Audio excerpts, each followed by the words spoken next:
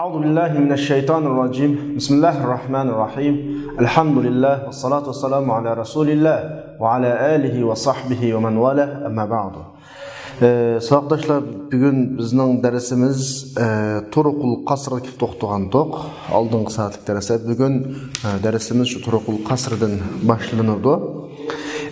Biz ilgirki saatlik derste kitabımızın çoğun birinci babı İlmul Maani'nin 5. fasli qasr kep to'xtagandik. Yani qasrni biz oldingi saatlik derste ma'lum bir cümledeki cümlenin iki bölükini cümledeki xabar bilakka xos qilish yoki xabar bilakni iki bilakka xos qilish. Ama bu nokta bir cümle bilakdan boshqa odatdagi sifatlik birikmalar va yoki undan boshqa birikmalardan bo'lgan bo'lg'achqa bu qasrga ishlatilgan atalg'u mavsuf sifat shaklida ishlatiladi. Yani mavsuf degani şirketning egisini ko'rsatadi, sifat degani şirketni ko'rsatadi. Şirketning egisiga xos qilingan, şirketning egisi şirketga xos qilingan bir xil ma'no ifodalash uslubi.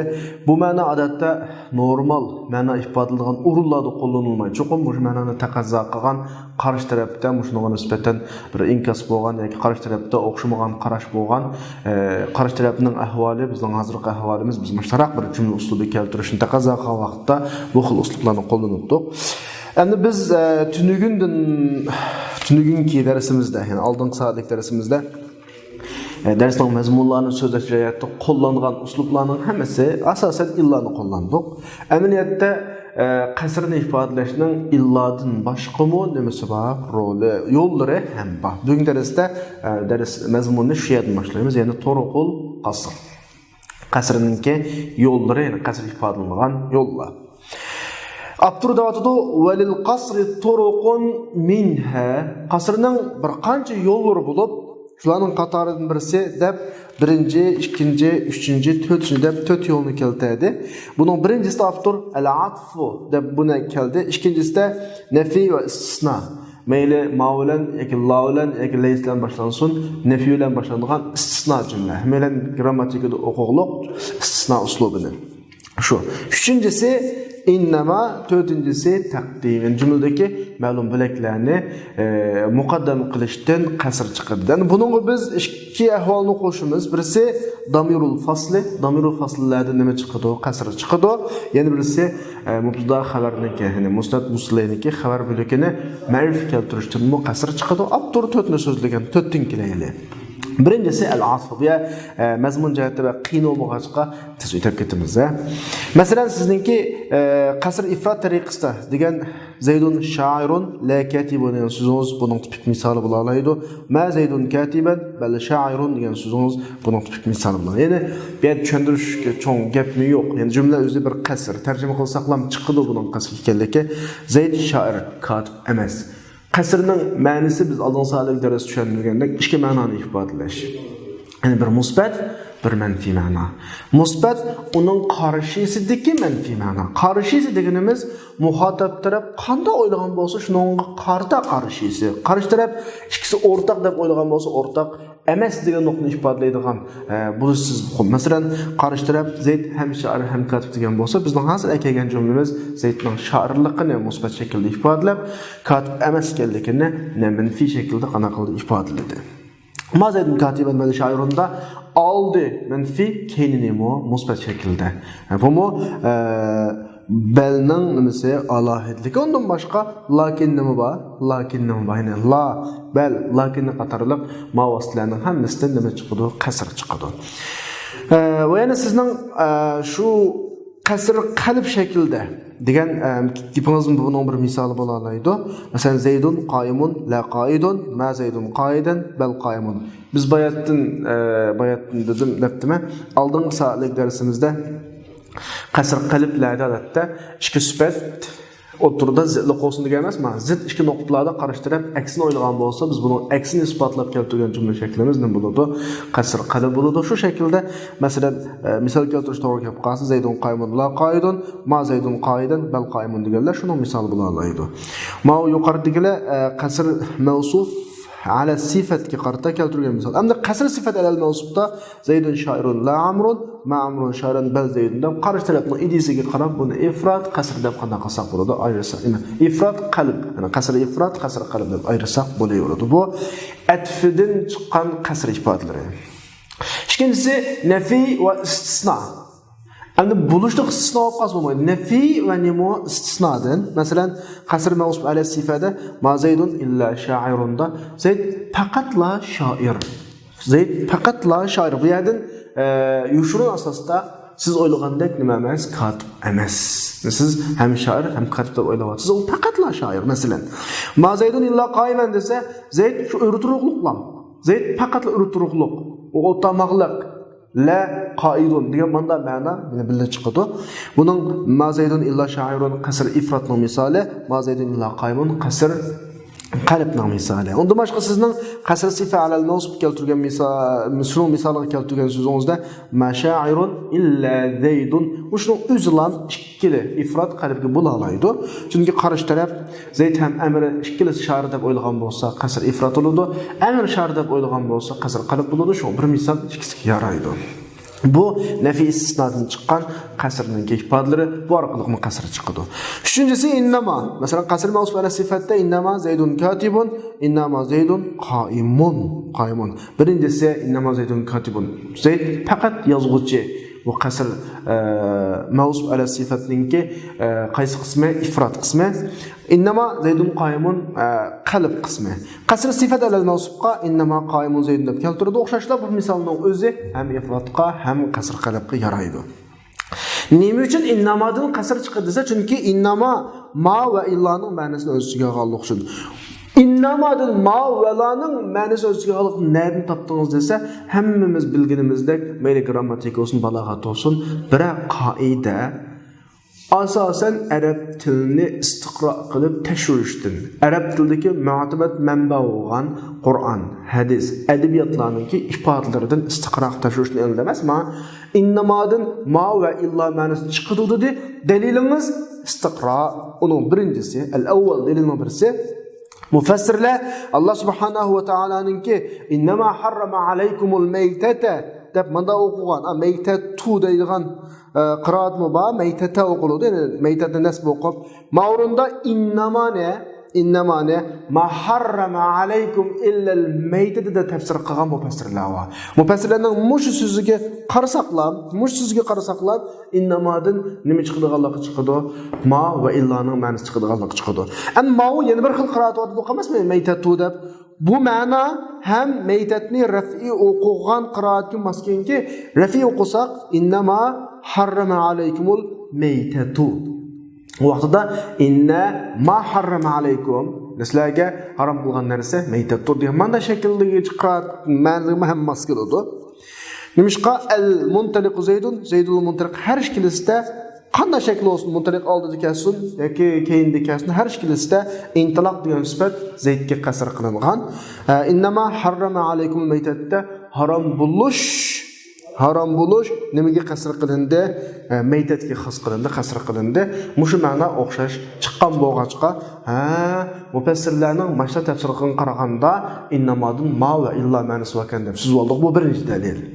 Ikkinchi dalilimiz nuhatlar, grammatikachilar innama faqat o'zidan kinkini tilg'ini isbotlash, onun başkasını nefi qilish uchun keldi deb innamani manda ta'rif qildi. Bu o'zidan kin kelganni isbotlash, ondan başkasını nefi qilish dal qasrning ma'nosi. Dal ma va illaning ma'nosi. Bizda to'qi qasrda ikki xil hukm bo'ladi. Birisi musbat hukm, birisi manfi hukm. Innamani dal shu hukm bo'lg'achqa nahv yo'lning ma gapi innamani ma va illa ma'nosida deyishimizga nima bo'ladi? Dalil bo'ladi. Uchinchisi innama bilan damir munfasilning kelishining to'g'ri bo'lishi. Masalan, Farazdaqning so'ziga qarab boqaylik. Ana zaidul hamiz dimara va innama yudafi'u an ahsabihim ana aw misli. Ana aw misli.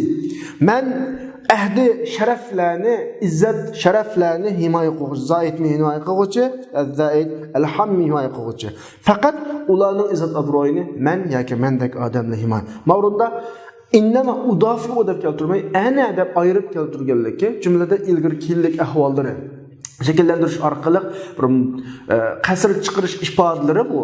Mesela innamadan bilan anani ayrim keltirganlar xuddi ma yudafi'u an ahsabihim illa ana deb illa bilan billah ayirgandek. Buni tushunsak bo'lar yoki taqdim ta'xir shakllanib qasr chiqarish hukmi shakllangandek bir holatlar bo'lg'achqa mushunga qarab turib biz innamadan qasr chiqadi nima o'ylar ma'nosi qildi mana tushunsak bo'lar. Har holda innama qasr yo'llarining nachindasi 3-chi bo'ladi.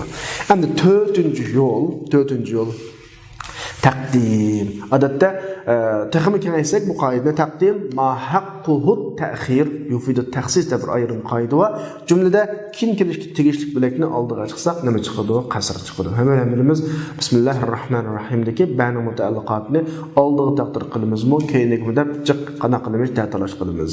Nimishqa oldiga taqdir qilsak normal jumla bo'lsa, keyinga taqdir qilsak bu yerda tavhid chiqadi. Allohning nomi bilan Allah boshlayman deb. İyyaka na'budu va iyyaka nasta'in deb kitobda mavzu shuni keltirib qo'yaymi. Na'budu ka degandagi kapni damir munfasilga o'zgartirib jumlani oldida keltirdi. Nim bo'ldi vaqtda qasr chiqdi.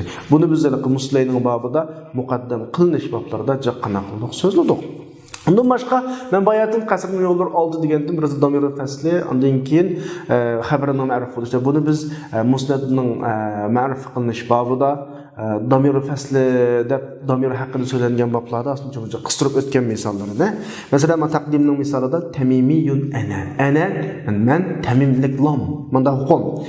Ma qasr nasb ala sifa, qasr sifat ala nasbda ana kafaytu muhimmatak deb halaqi muslayning babida ana sa'aytu fi hajatik anadan nima chiqadi? Taxsis chiqadi.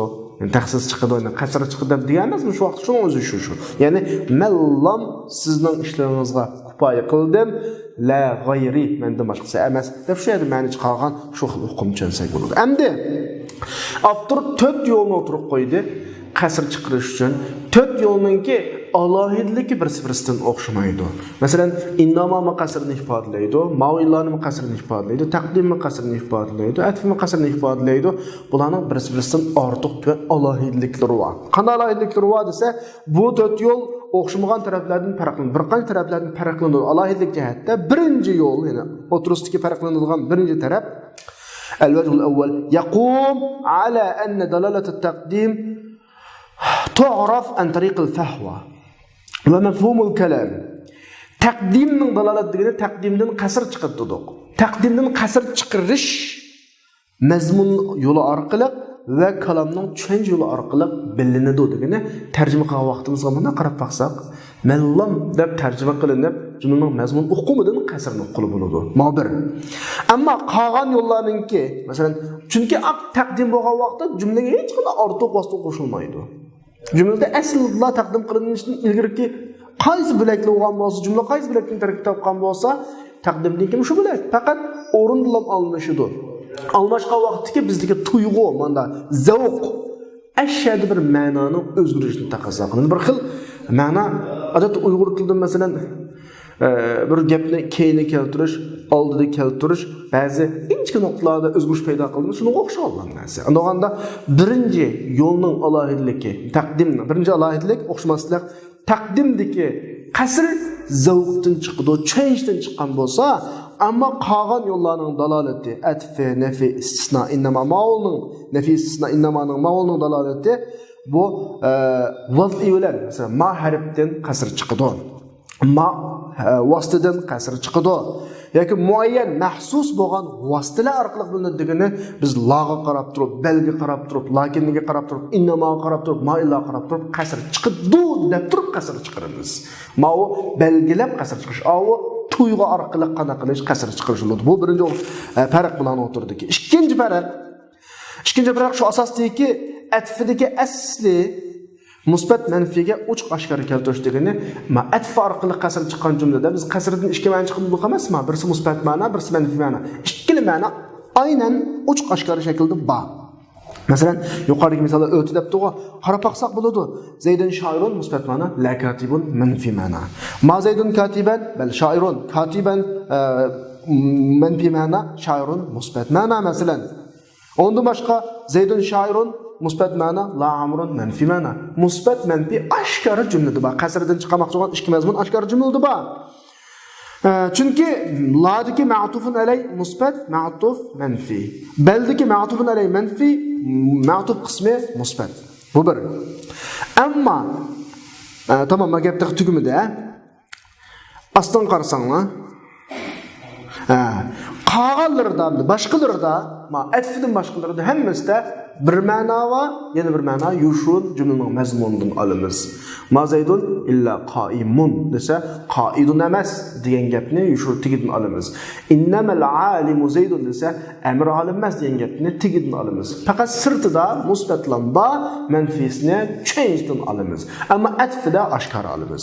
Demak, atfida musbat va manfi har ikkilisi oshkor keltiriladi. Qolgan yerda birisi oshkor keltirilsa, yana bir ma'no yushrun jumlaning mazmunidan olinadi. Unda atfidagi asli qoida musbat va manfi ma'noning nima kelishi, oshkor kelishi. Ya'ni atfida musbat manfini oshkor keltirish, nassu degan oshkor keltirish faqat jumla uzib ketishdan qo'rqqan vaqtida va musbat manfi ma'no normal tushunilgan vaqtda tashlanadi. Bo'lmasa musbat va manfi ma'noni oshkor keltirish aniq keltiriladi. Masalan, Zaydun ya'lamul nahva va tasrif va al-urd deb qarash tarafimiz bir debdi bizga. Va Zayd degan nahviy bo'ladi, sarf bo'ladi, ilm uruz bo'ladi desa, yoki Zayd Amr Bakr deganlar nahviyni obdan bo'ladi degan bo'lsa, birisi qasr mavsuf ala sifatini taqozo qilsa, birisi sifat qasr mavsuf ala sifatini taqozo, birisi qasr sifat ala mavsufini taqozo qiladi. Buning qarta biz qasr shaklda, bak uzab ketmagan ahvol ostida musbat va manfini tang ifodalagan shaklda ifodalamoqchi bo'lsak, Zaydun ya'lamun nahva la g'ayr deb qo'yamiz. La g'ayr ifodalaymiz, oshkor keltirmasak, chunki la g'ayr boshqasini ifodalaydi. Agar boshqasidan hammin deb o'tsasak, jumla uzab ketib qoladi.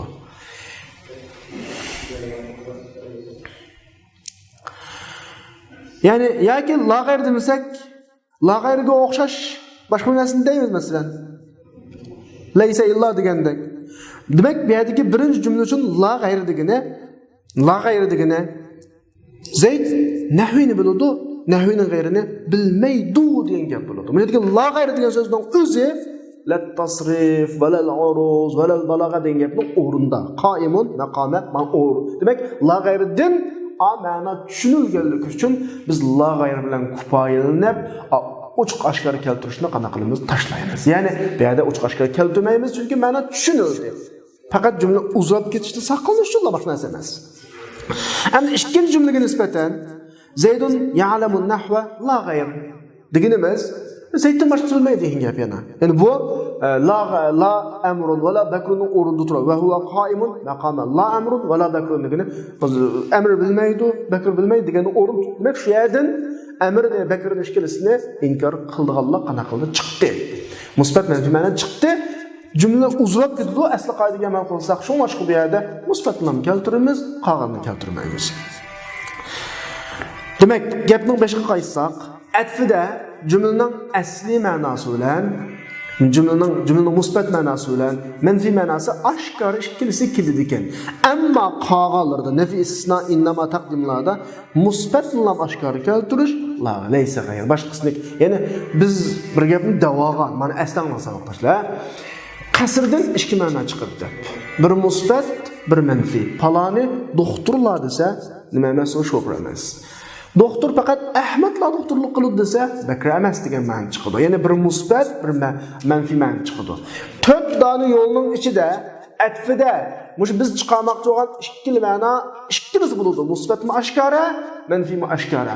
Qolganlarda nafi istisnoda, taqdimda va innamalada musbat va manfi yo'q. Manfini jumlaning mazmunidan qana qilamiz. Bu ikkinchi o'xshamaslik tarafi. Üçüncü o'xshamaslik tarafi shu asosda bo'ladi-ki, la bilan manfi bo'lgan, la atifa bilan manfi bo'lgan, alaqa atfila bilan qasr chiqadigan yo'ldagi la bilan manfi bo'lgan qism ma iboratda xatolik qilgan bizning basmada la bi jami'a emas, la yujami'u. Ya'ni la bilan manfi bo'lgan bilak. Misolni akalayli, bir bet o'risanglar. Zaydun sha'irun la katibundagi katib nafi istisno bilan jo'lashmaydi. Nafi istisno kirgan jumlada la olmaydı. La olmaydı. Çünkü la bilen nefi kılınğıçının şartı onun aldığı la'dan başka nefi adatlarından nefi kılınmagan boluş gerek. Anda oganda Mazaydul Muqayyim'in la qaidin dep la kılıdığı yerge Mazaydul Muqayyim'in qınaqmaslık gerek, kemeslik gerek. Lekin la bilen nefi innama taqdim bilen birlik kesi buludu. Innama ana tamimiyun la qaysiyun. Huwa ya'tini la amrun. Bu vaqtida la'dan muqassir chiqadi, innamadan muqassir chiqadi, taqdimdan muqassir chiqadi, la'dan muqassir chiqadi, bir-birini ta'kidlaydi. Asli ma nafi istisno bilan birlik kesi buludu. Faqat la'ning sharti, la bilan nafi qilingan bilan sharti la'dan ilgari yana bir nafini ifodalaydigan vositalar bilan nafi qilinmagan bo'lishi kerak degan bir nuqta bo'lg'achqa, shunga la boshqa vositalar bilan bir yerga kelinmaydi. Nima? La nafi va istisno bilan bir yerga kelinmaydi. Lekin innama bilan bir yerga kelalaydi. Taqdim bilan bir yerga qanaqlamaydi, kelalaydi. Garchi oldinmi taxsis chiqadi, yana qasr chiqadi, bundan chiqadi, bizni ta'kidliga asosda ketaveradi. Aşağı deyişimizin sebebi çünkü innamadaki nefi ve takdimdeki nefi bozumu uçkamaz. Şunun aşkı uçkamagan yerde lakası buluyordu. İmtina Zeyd'in anil mecid ise Zeyd kagili onun dizi kamil degan gap, lekin aşkar emas. La amrunda bana kesak buluyordu. Çünkü nefini kelishni nefi qilishmaydi. Kamil degan hukm aşkar emas, dimni, yani uyushurun. La'nın şartı, la bilan nafi qilingan bo'lgan sharti oshkor shaklda la'dan ilgari bir manfi nafi vasitasi bilan qanday qilinmaslik nafi qilinmagan bo'lishi kerak. Tamam. İmam Sakkakining nayt isl gapini bir suvamış hamda dötüp o'tib ketaylik.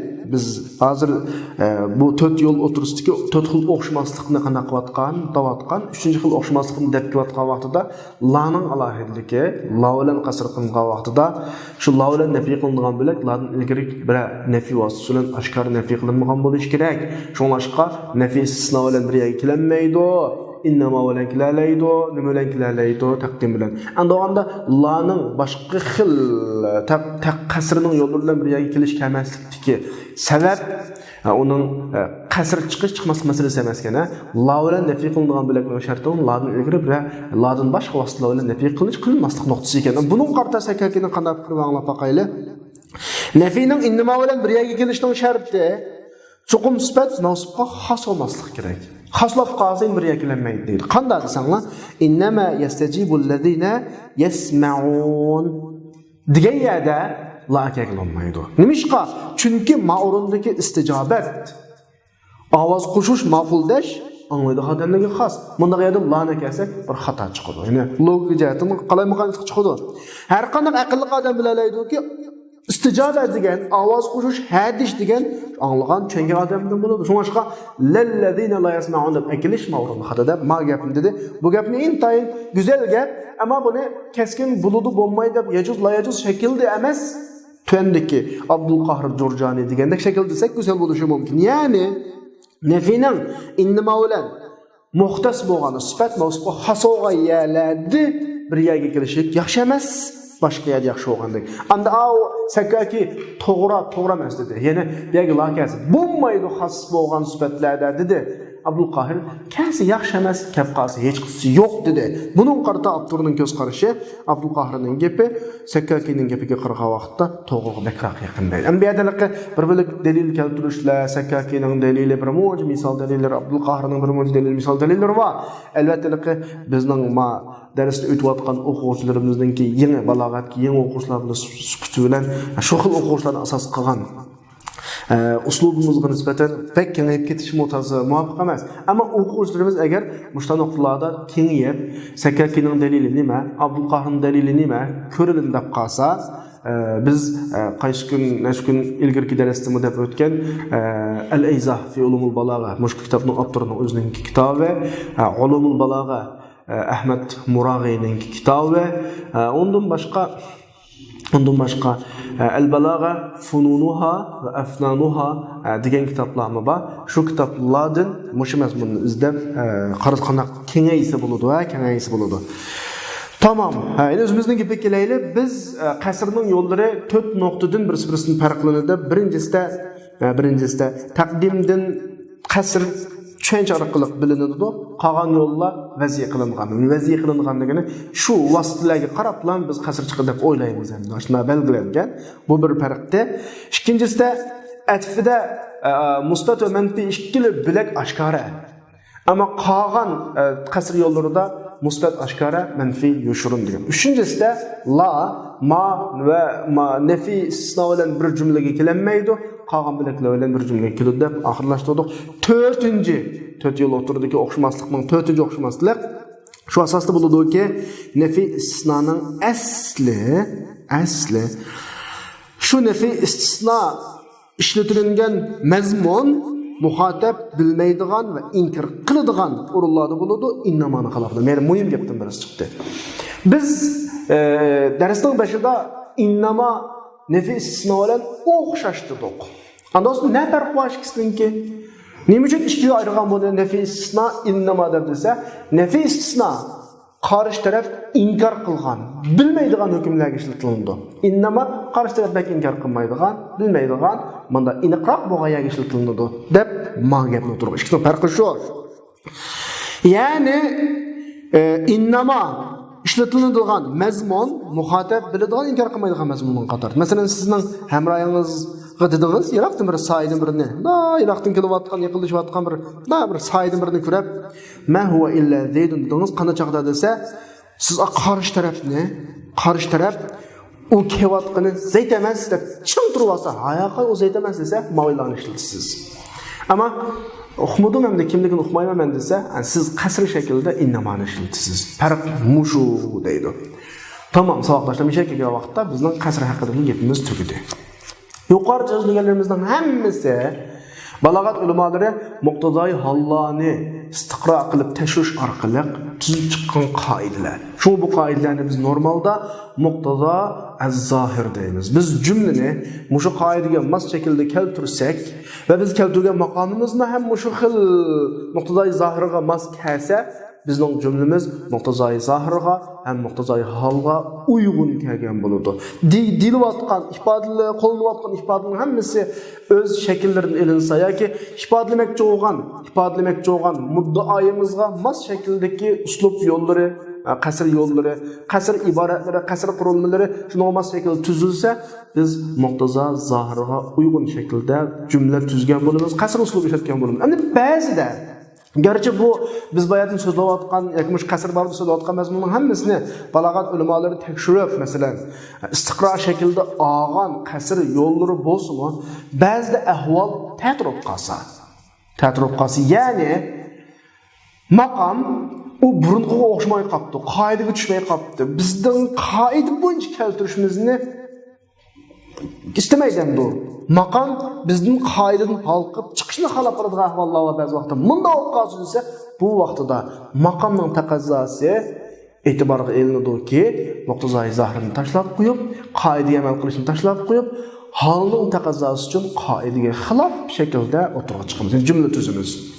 Masalan, aqalli bir misol, ma'vulan illani, nafisnani muhattab inkar qiladigan, bilmaydigan o'rinlarda ishlatamiz dedik. Innamani muhattab inkar qilmaydigan, biladigan o'rinlarda ishlatamiz dedik.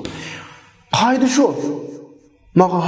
Tashvishdan shunda ko'pincha ahvollar. Ashtavobqa shunda ishlatiladi. Endi bizning favqulodda biladigan odamga nafi istisno ishlatish orqali g'ayriy ma'ni qilmoqchi bo'lsa, bilmaydigan odamga innama ishlatish orqali inkar qilmaydigan odamga, inkar qilayotgan odamga innama ishlatish orqali boshqacha ma'ni chiqarish bizdan talab qilinib qolsa, maqom shunday talab qilib qolsa, ikkilanmasdan zohirdan muqtazoi zohirni chatnab chiqar, birdan bir hukmni inkor qilib tursa-mu, shundami uning nima innama ishlatamiz.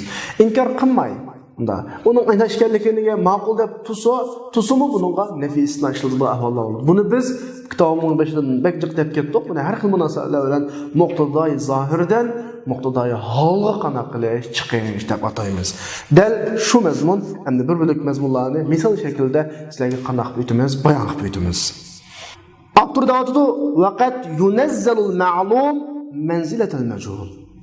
Ma'lum bo'lgan mazmun, majhul bo'lgan maqomning, ya'ni mazmunning o'rniga tushiriladi degani ma'lumga asli innama ishlatdik. Mechulga nefi istisna işiltittik. Lekin ma ma'lumga innama işletsek bizning ifodalanmoqchi bo'lgan muddaoyimiz chiqmaydi. Gerçi qoida shu olsun. Şunlaşqa biz ma'lumni majhulning o'rniga tushizib, buningga innama ishlatmay mavajla ishlatamiz. Shuni bilan e'tibor munosibligini o'sha maqomga mos keladigan bir e'tibor bor. Bir maqsadlarimiz bor bu yerda. Shuni bilan uningga nafis istisno ishlatildi. Masalan, qasr ifrat shaklida va ma Muhammadun illa rasul. Endi nima uchun bu yerda ma innama ishlatdi? Ma nafis istisno ishlatdi, innama ishlatmaydi desa, qarshi taraf xitob qilinayotgan musulmonlar payg'ambar alayhisolamning payg'ambar ekanligini e'tirof qildi odamlar. Ya'ni ma'lum bu. Andan keyin innama ishlatilishi kerakdi. Lekin Rasululloh vafot topdi deb xabar topgan vaqtida, xabar tarqalgan vaqtida sahobalar favqulodda o'zgarishib ketib bordi. Gerçi ular Rasulullahning inson ekanligini e'tirof qilib, insonga o'xshash hayotning oxirini ishlaydiganligiga ishonsimi, lekin xuddi sapsaq odam o'lib ketsa biz ishlanmaymiz emas. Bizning o'xshash bir xil ahvollar ko'raldi, bir xil ikkilanish, tamtirash, u endi qanday bo'ldi degandek bir xil hodisalar bo'lgan vaqtida bularning gerçi payg'ambar alayhisolamning payg'ambarligini e'tirof qilgan holatdimi, xuddi bunning jihatdagi bir xil ishlarga nisbatan bir nima qilib ketganligi, shashib ketganligi, bir xil cho'chib ketganligini, Rasulullohning payg'ambarligini inkor qilgandek yoki Rasulullohning o'lib ketishini qanday qilgandek inkor qilgandek bir holatga cho'kizib turib, innama ishlatilgan o'ringa nima ishlatdi? Ma va illa nafi istisno ishlatdi. Chunki maqsad Rasulullohning o'lib ketdi demakchi. Bular Rasulullohning o'lib ketadiganligini inkor qilmaydi. Biladi, bu ma'lum ish. Ammo mush o'lib ketdi degan hukm ma'lum bo'lsa-mu, lekin avlning oxir shaklda cho'chib ketishlari xuddi Rasulullohni o'lib ketmaydi degandek bir xil tuyg'uni ifodalab qo'ygan bo'lgancha, o'sha tuyg'uni asos qilib turib, ma'lum bo'lmadi. Bu faqat payg'ambar u. Boshqa insonlarning alohidligi faqat payg'ambar. Qolgan jihati o'xshash. Xuddi sizlar o'lib ketgandek, umi o'lib ketdi deb ma'ni ifodalash uchun nabiy istisno ishlatdi. Masalan, ya'ni Rasul payg'ambar alayhisalom risolatga qasr qilinadi. Muhammad faqat rasul degan shaklda sallallohu alayhi vasallam. Ya'ni Muhammad sallallohu alayhi vasallam u risolatdan o'lib ketishdan qutulib qolish degan yana bir sifatga o'tmaydi. Ya'ni o'lmaydi degan gap yo'q unda. Sizlarga o'xshash bu jihatda. Anda o'ganda u Rasulullohning o'ldiganligini hammadan inkor qilgan ish emas u. Jon egisigan o'ldi bu dunyoda. Nima uchun bu aniq bir ishqa nafiy ishlatdi desa, bularning Rasulullohning o'lib ketishini bak cho'ng olib ketishi, istizamuhu degani. Ularning xuddi o'limini inkor qilgani o'rni o'chigizib, bu mashingning bo'lmadi demakchim bu yerda. Asli u inkor qilmaydi, lekin menda bak cho'ng olib ketishingmi ham bo'lmadi degan shaklda buni inkor qilganning o'rni o'chigizib turib qana qoldi ularga va ma Muhammadun illa rasul deb bunday muomala qilyapti. Ve yusta'malu lahu, ana yuqoridagi misol ifratning misoli. Chunki sahobalar payg'ambarlarni ham payg'ambar, ham o'lib ketdi deb menda ikki xil qarashlar shu anda bo'lgandan keyin, o'lib ketmaydi degandek mana ikki xil narsani o'rtoqlik qilgandan keyin o'lib ketmaydini inkor qilib, birini qoldirdi. Yuqoridagi ifratning misoli. Endi qalban shaklda nafis istisno ishlatilganning misoliga kelsak, in antum illa basharun misluna. Bu yerda mana bir gap bor. Sizlar faqat bizga o'xshash insonsizlar deydi. Ya'ni malaika emas deydi. Ammo qarshi taraf buning inson ekanligini ham e'tirof qiladi. Bu aniq, ma'lum. Uning malaika emas ekanligi ham e'tirof qilindi, ham ma'lum. Undan keyin buningga nima ishlatilishi kerakdi? Innama. Lekin nima uchun nafiy istisno ishlatildi desa, chunki qarshi taraf bularga nisbatan mana shaklda davrandi. Bular payg'ambar deb bo'ldi. Buni inkor qilganlar, yo'q. Sizlar bizga o'xshash insonsizlar dedi. Bularning gapidan chiqayotgan bir hukm, gerçi ular ya digisi var, digisi yo'q bu gapni, ya biladi ya bilmaydi, ya ko'nglida shuna demakchi emas. Xuddi payg'ambar inson bo'lmaydi. Malaika insan bo'lmaydi demekçi endi. Payg'ambar insan bo'lmaydi, malaika bo'ladi demekçi. Bularning bu gibidan in antum illa basharum misluna degan gibi oq qarshi tarafdanki, yo payg'ambar degan bu malaika bizdek inson bo'lmaydi degandek bir xil uqumi magibin qaranglarga. Bunu biz payg'ambar deb badi. Bunu qopab siz bizdek insongo dedi. Bunda digine xuddi inson payg'ambar bo'lmaydi degandek bir uqum. Amaliyotda bunun malaika emas ekanligi, inson ekanligi bunu biladi. Bilib turib nima ishlatadi? In antum illa basharum. Nima ish qadisa? Chunki maqomda bir talish var. Peygamberler tarafından peygamber hem insan. İkisi bir yere geldi. Ağolun kallasında peygamber emes. Çünkü peygamber insan bulmayı degandek bir hukum var. Ma iki hukum boğaçqa bula in antum illa basharun misluna deyish arqali özünün köngüldekini ifadelemek yo'q.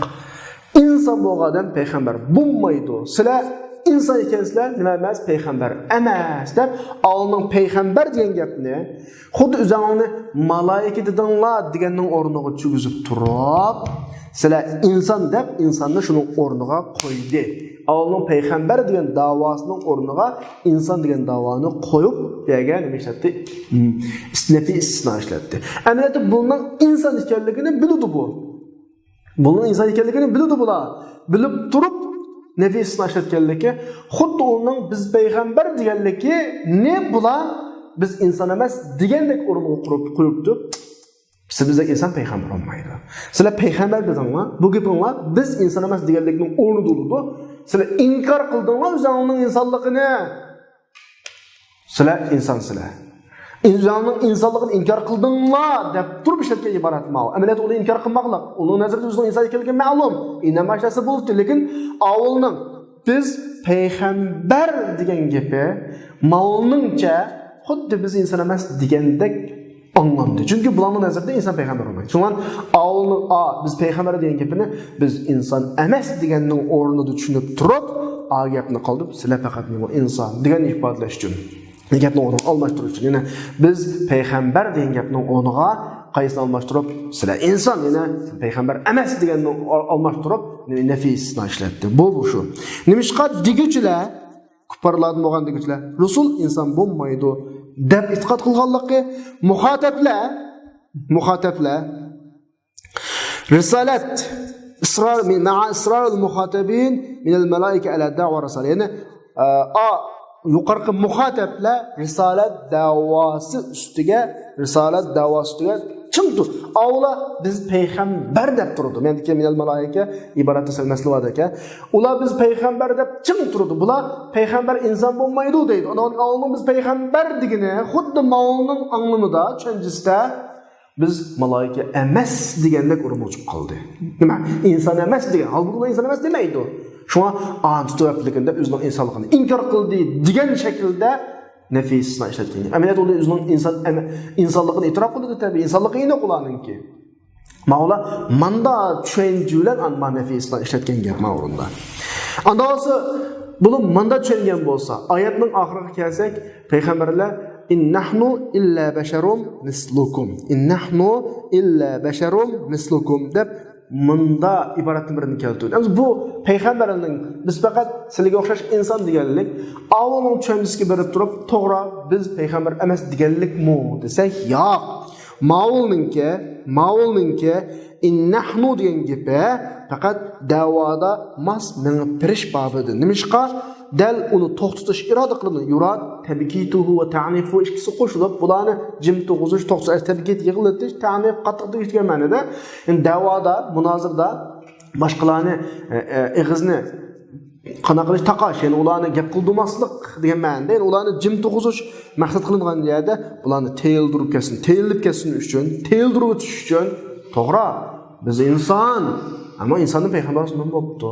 Zaten payg'ambar insondan chiqdi, chunki insondan boshqa malaikalarning payg'ambar kelib qolsa, insonning tabiatini o'qimagandan keyin, insonning hayot uslubini o'qimagandan keyin tabiiyki inson bilan maslashmaslik chiqadi. Tabiiy biz payg'ambar, biz inson deb manda shaklda nimani munozarani davomlashtirish uchun innahnu deb boshladi. Bunda deganlik avulning cho'nisiga berib turib, ular payg'ambar degan inson bo'lmaydi desa, mavla biz inson desa, biz payg'ambar emas degan nuqtadan ma iborat ishlatgan emas. Qanday turib bu risolatni, ya'ni payg'ambarlikni inkor qilishga bo'ysunganlik uchun ishlatgan iborat emas. Unda boshqa sizningki innama huwa axuq degan gapni deysiz, mushuni biladigan odamga va iqror qilgan odamga sizning maqsadingiz muxotabni bilib turgan odamga bu gapni deyishingizning sababi mush siz qarindosh deb atagan odamga uni bunda qana qilish, mehribonlashtirish maqsad deysiz emasmi bu gaplarni? Va uning qarta shuning haqqidan bo'lgan ishlarni qana qilish, askartish, uni askartish usulidan.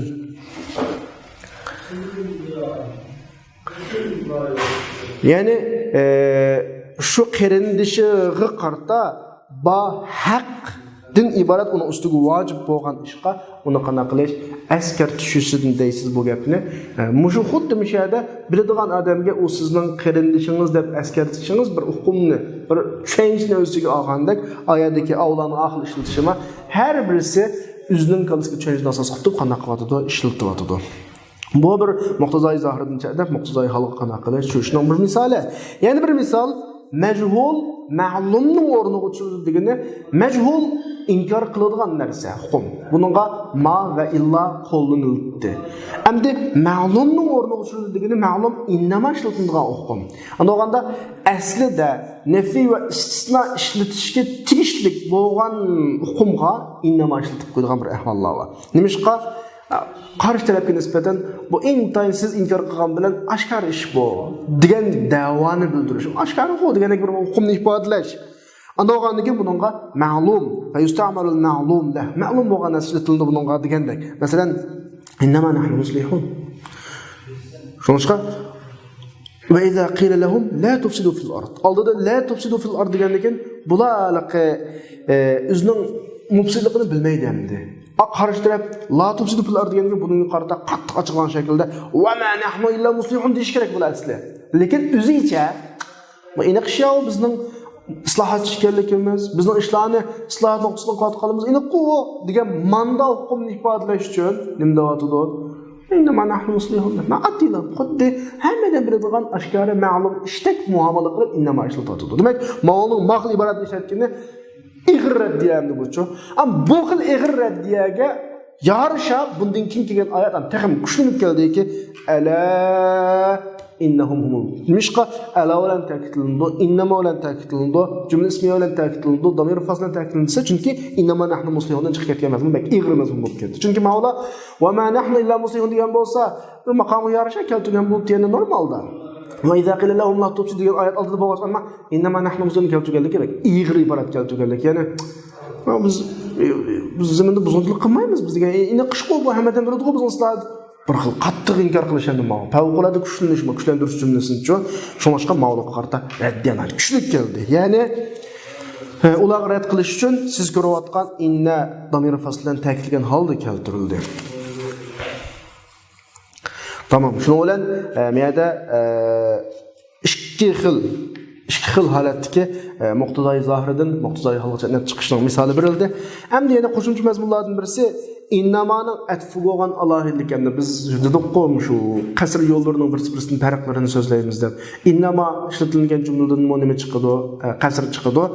Atfi ishlatilgan jumladan qasr chiqadi. Ammo biz alohidlikni nima desa, innamadan ikki hukm birga tushunildi. Innamaning o'zidan ham musbat ham manfiy hukm birga chiqadi. O'simi shu jumlada bani isbotlash, undan boshqa nafiy qilish. Innama Muhammadun rasulun. Yoki boshqa misol keltirsak, innama aliyun katibun desa, eli faqatgina katib yozuvchi desa, shoir emas degan hukm birga chiqadi. Jumlada bor bo'lgan katib musbat, yo'q bo'lgan shoir manfiy qilinadi. Shunga bu birisi oshkora, birisi yushun bo'lg'achqa buning keltirilgan o'rinning eng go'zal boshqa gapdor etish. Oshkor yerda chaqilmay, yuşun ma'no orqali boshqalar qanaqa tegish qilish. Masalan, boshqalarning qalva ekanligini sen qalva desa, oshkor gap bo'lib qoladi emasmi? O'zi tushunib oldigan padiga deyish uchun innama yatadakkaru ulul albab, faqat aqlli odamlar nasihat qabul qiladi.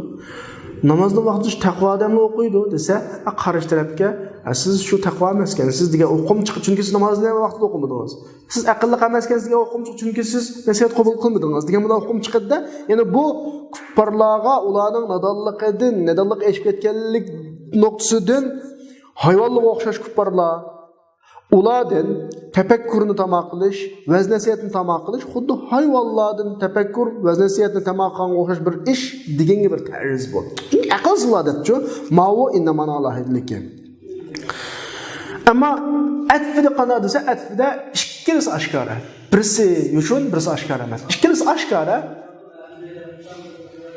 Matarafti musbat va matarafti nima manfi va. Mana shaklda. Lekin innamada birisi yushun, birisi oshkora. Innamani o'zidan ham musbat, ham manfi tang biroqlam tushuniladi. Bu bir alohidlik. Bu bir ahvol. Endi yana boshqa qo'shimcha ahvollardan savoqdoshlar, biz qasr to'g'risida so'zlayotimiz. Yuqorida akaga misollarimizdan hammasi mubtada xabar o'tirdi, keltirdik. Abturda qasr xuddi mubtada xabar o'tirdi tushganidek, o'tgan misollar shuning asosidan keltirildi emasmi? Alama kanat alayhi amsila allati marrat o'tgan misollar ham shu asosda bo'ldi. Yana fil fa'il va undan boshqa fil maf'ul fa'il fa'il maf'ulning o'tirilurdimi qasr 101 yurdi. Nada tushsak bo'laverdi buni.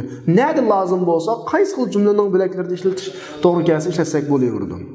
Bu bir masala. Undan keyin yana bir diqqat qiladigan, o'xshamaydigan oddiy qo'shimcha mazmundan birisi istisnoda, ya'ni nafi istisnoda maqsur alay muakhkhar keyin keltiriladi. Istisno odati bilan degani illadin keyin kelgani nim bo'ladi? Maqsurun alay bo'ladi. Ya'ni illadin burun qinni illadin keyingiga qanaqa qilamiz? Qasr qilamiz. Az ahvolda maqsurun alayni istisno odatini ikkisining o'z holidan ikkisini ajratib etmay maqsurni oldiga o'tkazsak bo'ladi agar talab bo'lib qolsa. Masalan, madaraba illa amran zaydun deb asli zayd oldida keladi. Madaraba illa zaydun amran deb bunda keladi asli. Nimishqa desa chunki taqdimning o'zi sifatni tamomlanishdan ilgari qasr chiqishni talab qiladi. Bilasizlar, taqdimda nima chiqadi? Qasr chiqadi. Andavandan keyin ala qillada bir gap bor. Az vaqtda odam nima uchun az normalda bo'lmaydi desa, chunki muqaddam qildi deganlik qasr chiqdi deganlik bo'ladi u. Agar shundan muqaddam qilsa, uningdan jumla bitmay turib, diqqat qilib turinglar, jumla bitmay turib qasr chiqish to'g'ri gap qoladi. Bu to'g'ri ma'no bo'lmay qoladi. Masalan, qaytib kelsak, istisnoda maqsurun alay odatul istisno bilan billa keyinda keladi. Diqqat. Az holatda maqsurun alayni va odatul istisnoni o'z holi, bi holihi degan o'z holi bo'yicha maqsurning oldiga chiqsak bo'ladi. Madaraba illa amran zaydun. Madaraba illa zaydun amran. Mana shaklda. Nima uchun buni az holatda tursuladi, bu durus emas. Chunki taqdimning o'zidan, taqdim sifat tamomlanishni ilgari qasrni taqozo qildik. Shundan muqaddam bo'lgandan keyin bu qasr chiqib bo'lish kerak degan hukm chiqadi. Holbuki tamomlanmoqli sifatda. Sifat tamomlanmasa, nimaga qasr qilamiz? Bunda masala chiqadi. Shundan bo'lgandan keyin normalda buni muqaddam qilish nima emas, to'g'ri emas. Muqaddam qilish to'g'ri bo'lib qolsa, odatul isno bilan bil muqaddam qilinadi, lekin bu bek oz. Bu bir ahvol.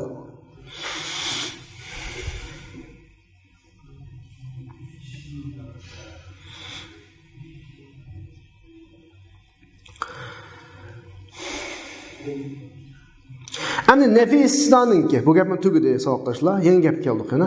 Nafi istisnoninki yuqorida tilga ilingan keltirgan misollarning hammasidagi hasr, ya'ni qasrni ifodalash yo'li degani qanday qilib nafi istisno qasrni ifodalaydi desa,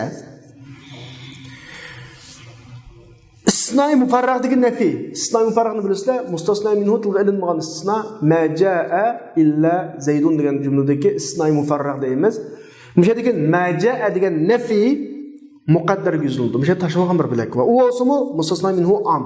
Ahad degan bo'ladi. Hech kim kamil degan bo'ladi. Bu ahad mustasnoga jins sifatida maski kendigi zaydqa maskiladi bu. Zayd shu ahadning qatoridan.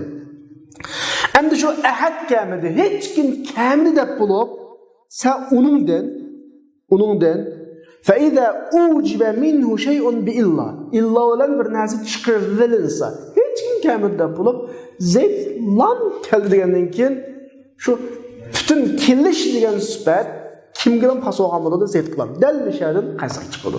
Abdur asli bu gaplarni demasam bo'ladi deb o'ylayman men. Chunki bu mazmunlar hammasi nahvida normal tushuniladigan mazmunlar. Chunki bir narsa masalan mayli muparraq emas, odatga tullab kelgan taqdirdami maja'at tullab Nafi isna deyimizgo o'quvchilar kami degandan keyin kelishga isharakat bo'lmadi.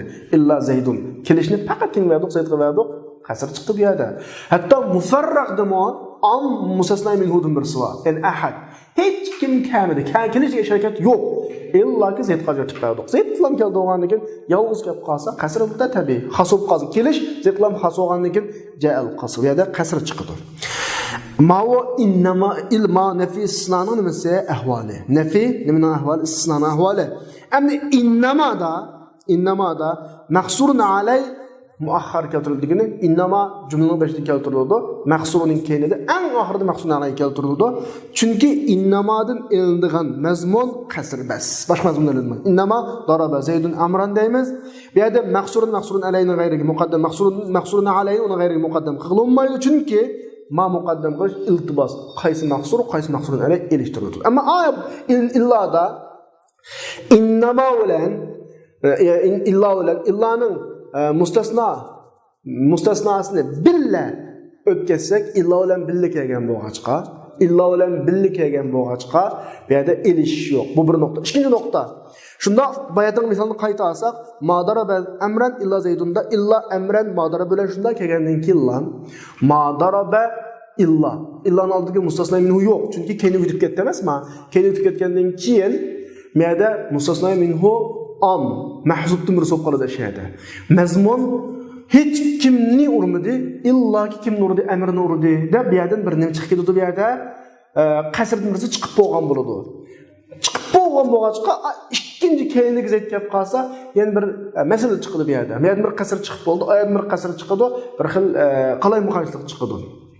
Andan keyin sifat degan isharakat tugamay tursa, qasr chiqib bo'lash to'g'ri keladi. Ma nuqtadan shunlashqa illa bilan billa oldiga chiqish bak oz durust bo'lmas to'g'ri emas. Ammo innamada to'g'ri emas. Azaldan to'g'ri emas. Chunki u qasr innama shu qasrga belgilangan vazifa qilingan innamadan qasr tushuniladi. Agar shunda oldiga o'tkazsak, illaga o'xshash mustasno bilan billa yetkildigan bo'lmag'achqa, shunda mahsurun alay ikkisi o'rin olmasa, bizda qaysi mahsurun alay emas, ariyamaydigan bir ahvol shakllanadi. Bundan elish kelib chiqadi bu bir ish. Ondan keyin biz nahv kitoblarimizda istisno vositlarida g'ayri deb bir dona istisno odatini so'zlagan Mush yuqorqida qasrni ifodalashtirma g'ayri illaga tamamen o'xshash. Nahvida o'xshash degan to'q bu yerda o'xshash, g'ayri illaga o'xshash ikki xil qasr mavsuf ala sifatni, qasr sifat ala al-mawsufni ifodalashda o'xshash va la bilan jug'lanishni cheklanishda o'xshash. Xuddi nafi istisno la bilan jug'lashamagandek, nafi g'ayra la bilan jug'lashamaydi. Bu masalalar shu. Endi saboqdoshlar biz qasrni o'qidik.